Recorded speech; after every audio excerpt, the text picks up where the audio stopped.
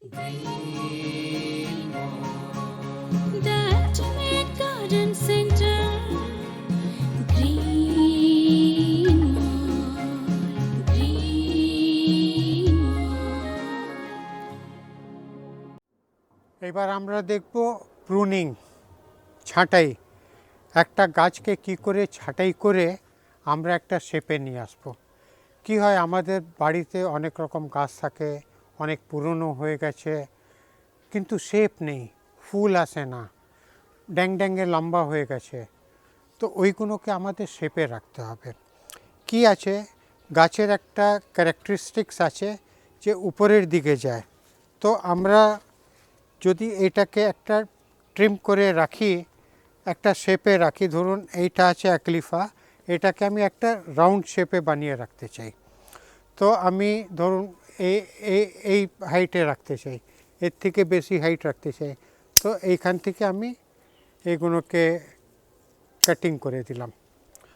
আর আমি কাটিং যখন করছি এটাকে একটা অ্যাঙ্গুলার করছি।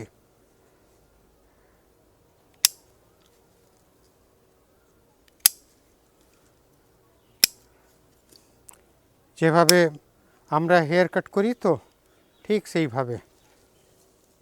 তো আপনাকে একটা ভালো নাপিত হয়ে যেতে হবে।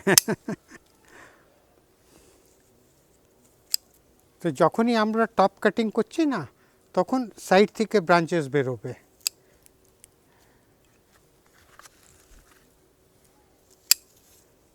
আপনি এটা ভাববেন না যে আপনার গাছ ছোট হয়ে যাচ্ছে, আপনার ক্ষতি হয়ে যাচ্ছে। না, ছোট হচ্ছে কিন্তু ভালো বুশ হয়ে যাবে। আর যখন ভালো বুশ হবে তখন এটা ফুলের গাছ যদি থাকে, খুব ভালো করে ফুল আসবে, গাছটা হেলদি থাকবে। হ্যাঁ, তো এটাকে আমি এখন একটা শেপে নিয়ে আসলাম, কিন্তু এখন এটা পুরো শেপে আসেনি। এটা 2-3 বার কাটিং করলে তারপরে আপনি দেখবেন একদম গোল বুশি হয়ে গেছে, ফুল থেকে ভর্তি হয়ে গেছে। ঠিক আছে, এবার আরেকটা কথা বলে দিই। এইটা ভাববেন না যে যে কোনো গাছকে আপনি প্রুনিং ছাঁটাই করতে পারেন।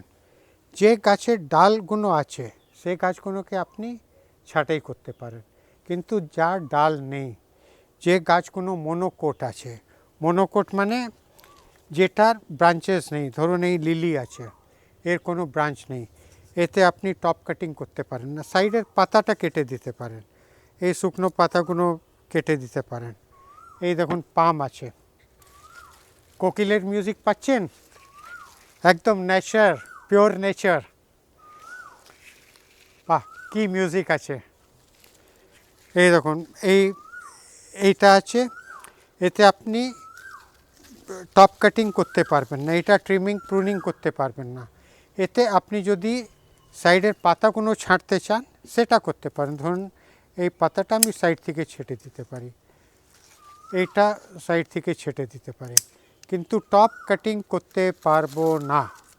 এটা জেনে রাখুন, যে কোনো মনোকোট প্লান্ট হয় ওইটাতে আপনি এরকম টপ কাটিং করতে পারবেন না। আর ব্রাঞ্চ তো থাকেই না, শুধু ডালের সঙ্গে পাতা থাকে, সেটাকে আপনি ছাঁটতে পারেন। ঠিক আছে।